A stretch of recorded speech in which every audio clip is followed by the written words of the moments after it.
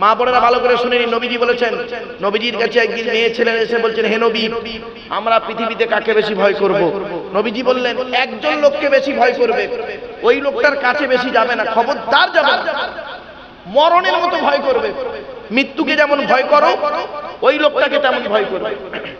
বলল, লোকটার নাম কি? নবীজি বললেন, ওটা হলো তোমাদের দেওর।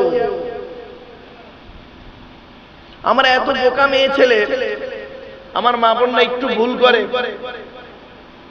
নারাই তাকবীর, নারাই তাকবীর, আওলাদে মুজাদ্দিদুজ জামান, আল্লাহু আকবার। আমার বাপেরা, নবীজি বললেন, তোমরা দেওর থেকে দূরে সরে থেকো, দেওর মৃত্যুর মতো। আশ্চর্য, আমার মা বোনরা দেখবেন ভাসুরকে দেখে ভক্তি মানে লজ্জা করে, আর দেওরের কাছে একটু খোলামালা হয়ে যায়। ওরে মা বোন, দেওর থেকে তুমি লজ্জা করো। বাস্তব রাসূলুল্লাহর হাদিস। কিয়ামতের মাঠে প্রশ্ন হবে, মামা হিসাবে কতটা ভালো, খালু হিসাবে কতটা ভালো। খালু বোঝেন বাবা? খালু হিসাবে, মামা হিসাবে কতটা পারফেক্ট তুমি ছিলে পৃথিবীতে।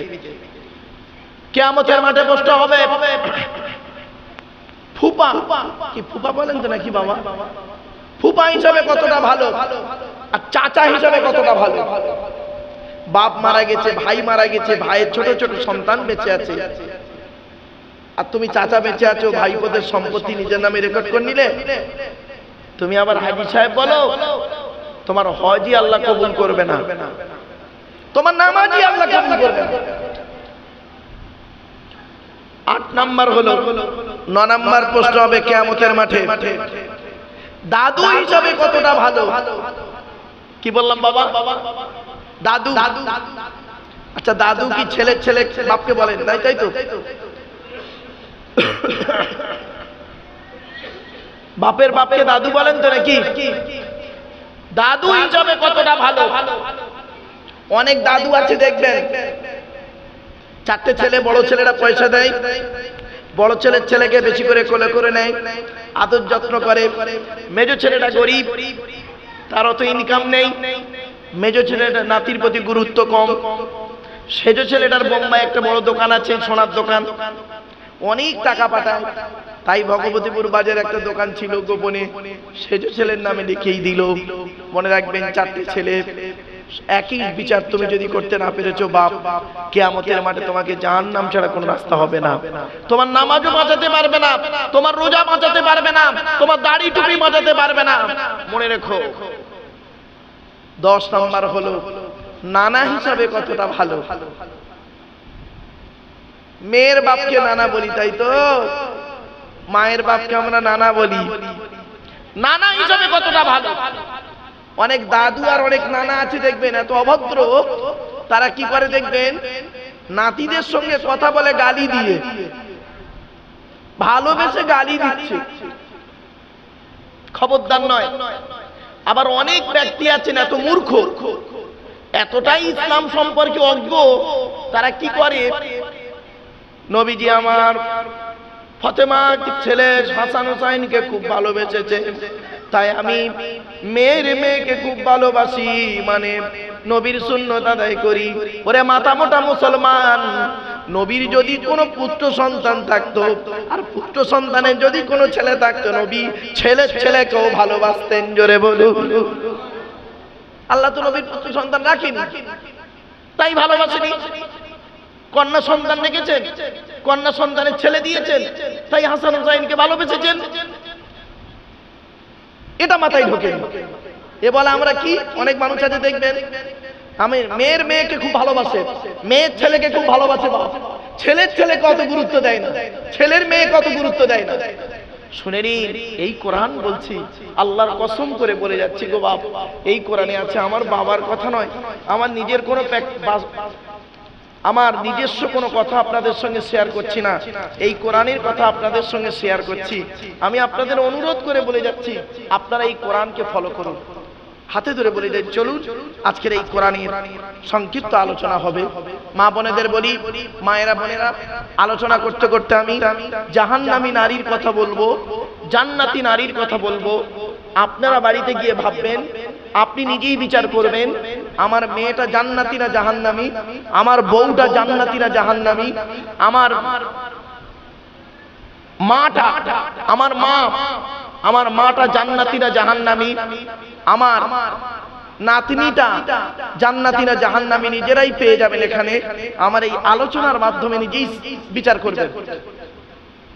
জাহান্নামী নারীর আলোচনা করব, জান্নাতি নারীর আলোচনা করব, জাহান্নামী পুরুষের আলোচনা করব, জান্নাতি পুরুষের আলোচনা করব। অসুবিধা হবে? ব্যাস, আলোচনার মাধ্যমে আসবে আজকে। এই বাচ্চারা, কোন আওয়াজ নাই, চুপচাপ। তবে ওই আলোচনার আগে একটা ছোট্ট কথা বলে নিচ্ছি।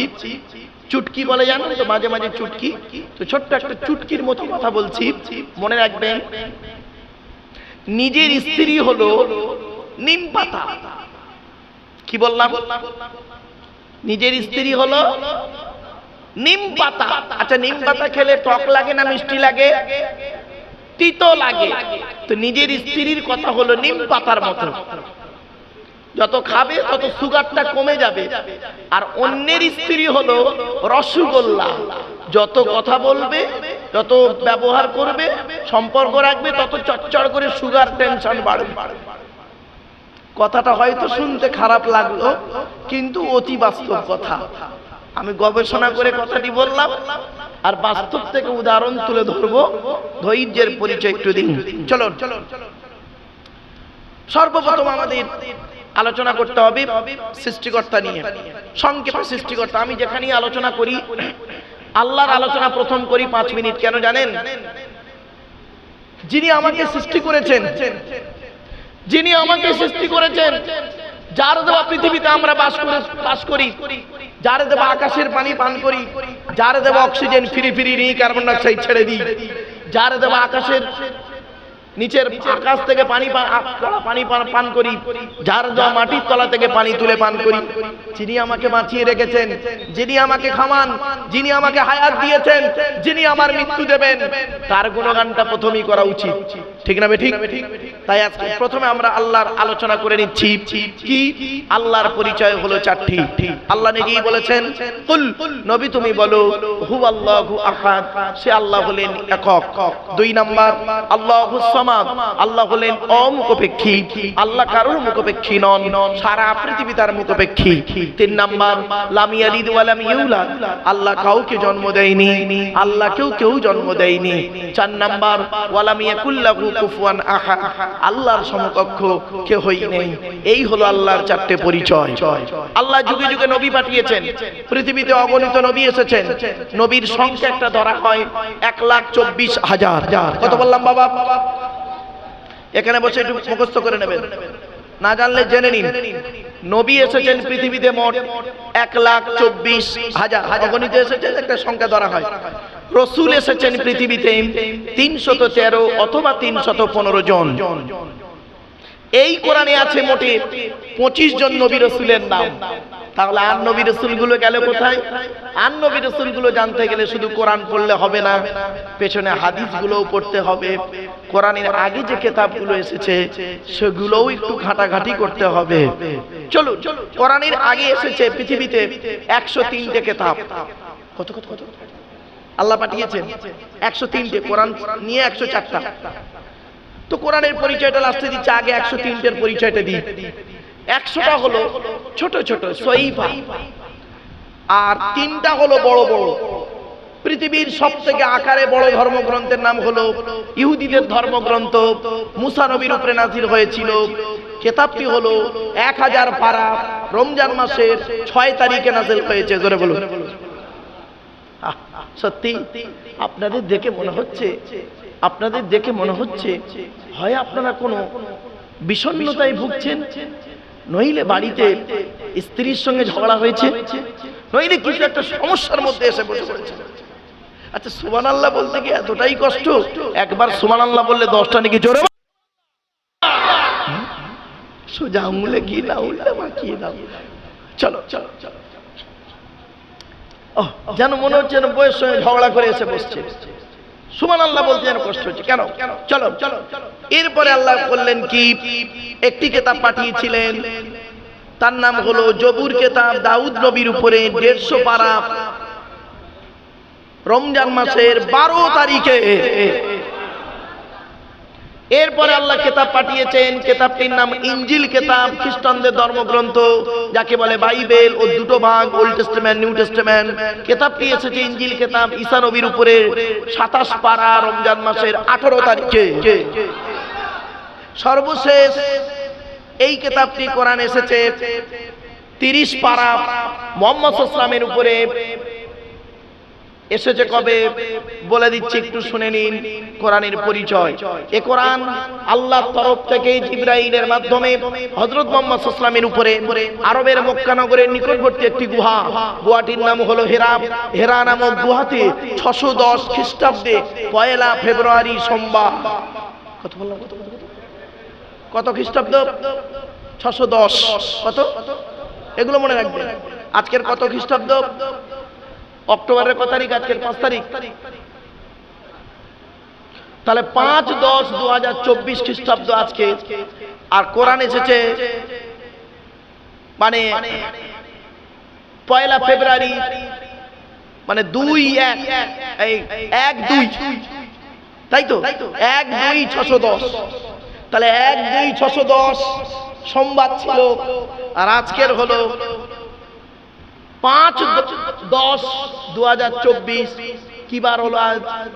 শনিবার। মাইনাস প্লাস করলেই পেয়ে যাবেন কতদিন আগে কোরআন নাজিল হয়েছে। বাবাজি, আমার ওয়াজ শুনতে গেলে এই জিনিসগুলো অন্য জায়গায় পাবেন কিনা জানি না, তবে এখান থেকে অনেক জিনিস আপনি জানতে পারবেন। চলো 610 খ্রিস্টাব্দে 1 ফেব্রুয়ারি সোমবার কোরআনের প্রথম আয়াত নাজিল হলো, ইকরা, রিড, পড়ো পড়ো পড়ো। এই কোরআনে 82 জায়গায় রয়েছে নামাজের কথা, 92 জায়গায় রয়েছে লেখাপড়ার কথা। তাহলে কোন সংখ্যাটি বেশি, 82 না 92? তাহলে লেখাপড়া কেন করো না বাবা? নবীজি বলেছেন, উতলুবুল ইলমা মিনাল মাহদি ইলাল লাহাদ, দোলনা থেকে নিয়ে কবর পর্যন্ত লেখাপড়া শেখো।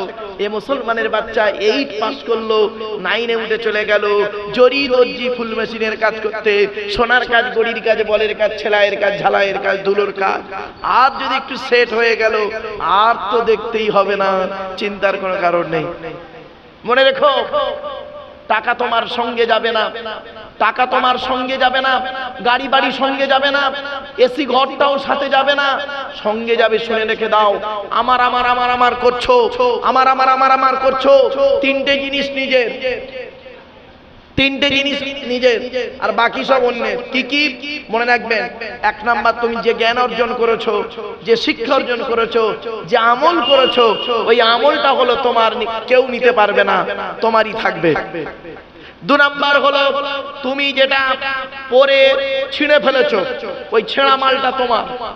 আমার গায়ে যে জামাটা আছে, আমি ব্যবহার করে যদি ছিঁড়ে ফেলি, ছেঁড়া জামাটা হবে আমার আমার আমার আমার।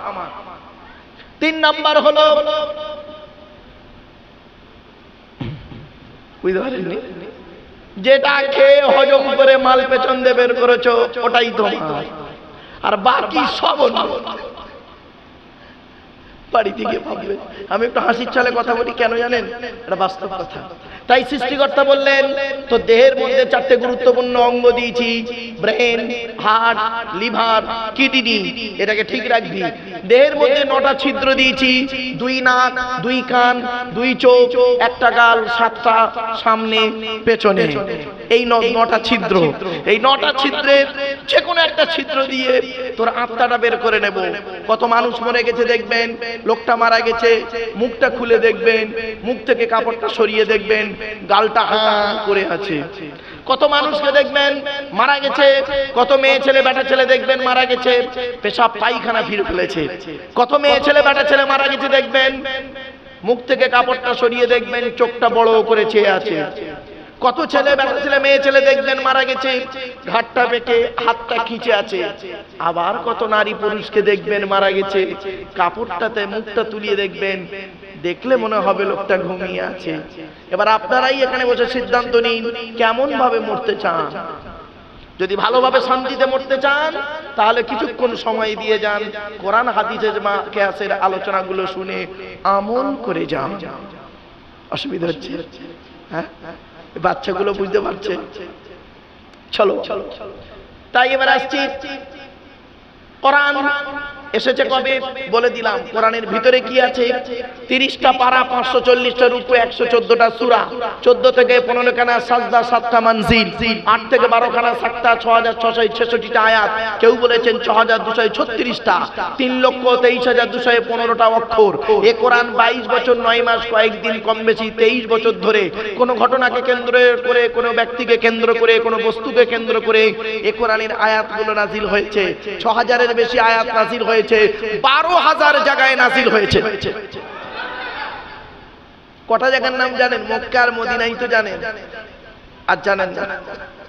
মক্কা আর মদিনাই জানেন, 12,000 জায়গায় নাজিল হয়েছে। ভাবতে পারবেন না? এ কোরআনের ভিতরে সবই রয়েছে। কি নেবেন? সবই রয়েছে এর ভিতরে। দুঃখের বিষয় আমরা কোরআনটাকে মূল্যায়ন করলাম না।